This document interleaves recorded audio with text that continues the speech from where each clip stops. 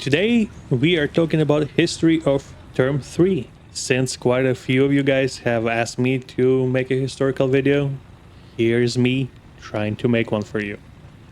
Please don't judge me too harshly. This is my first try making one of these videos. If there's anything I need to work on, please let me know in comments below. I will gladly improve myself. To understand why the Turm III existed, you need to picture the Cold War battlefield. In 1960s and 70s, NATO and Warsaw Pact, USSR who doesn't know, were in constant arms race. Every time one side developed new tech, another side needed to build something bigger, stronger, better. West Germany's main tank at the time was Leopard. It was fast, reliable, and carried capable 105mm cannon. But it had big weakness, and we all know it has crap armor.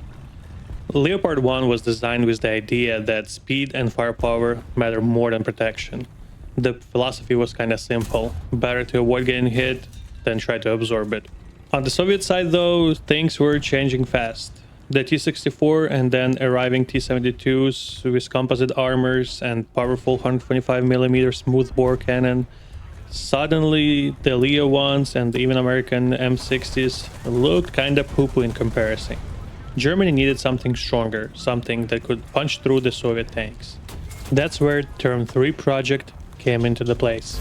The Turm III, officially named, not saying that out loud, you can see it on the screen, was launched around 1966 by Rheinmetall. It was built on modified Leopard 1 chassis.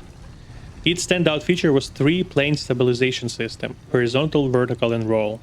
This allowed the cannon to stay locked on a target even when tank was moving through rough ground. In 1960s, this was cutting-edge technology, giving the ability to fire accurately on the move. The third also came with autoloader for the main cannon and coaxial 30mm autocannon to handle lighter targets like APCs or helicopters. Only one prototype was ever built in 1966. It was tested extensively by the Bundeswehr. I'm not sure how to say it.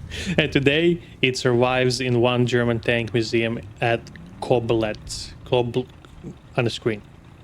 I'm so sorry, my German people. While the third was advanced, the hull was still that of Leo 1's. The armor was thin steel, never meant to withstand modern shells. Against Soviet 125mm cannon, the Turm III would have stood little to no chance, even with the new turret design. Its protection was far below what tanks like Leo 2s would soon provide.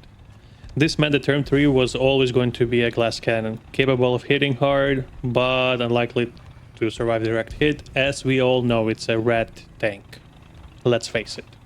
As testing went on, it became clear the design was not practical for service. First, cost and complexity. Upgrading older Leo 1s with such advanced turret was simply too expensive. Reduced mobility. The heavy new turret slowed down the Leopard 1's trademark, its agility. Weak armor. The thin hull could not be fixed without entirely new design. And the biggest one, Leopard 2 development. By the late 1960s, Germany was already pushing ahead with the Leo 2 program.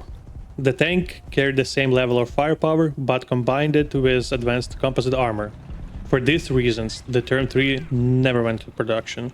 It was considered as an important experiment though, but not in a battlefield situation. The Turm III was designed with one opponent in mind. It's the new Soviet Union tanks of the late 1960s and early 70s. The T-64 and T-72s were game changers. They carried autoloader system which gave them a faster rate of fire, and their composite armor made them far more survivable than earlier Soviet tanks. On top of that, 125mm smoothbore cannon could punch through NATO tanks with ease. The Turm III response was its stabilized 105mm cannon and fire control system. This gave the accuracy to land the first shot, especially at a long range. In theory, it could destroy Soviet tanks before they had a chance to reply. But the reality was harsh. Leo 1's hull could not withstand the hit from those Soviet cannons. The Turm III could kill, but could not survive the hit. Even though the Turm III never made into service, the influence lives on.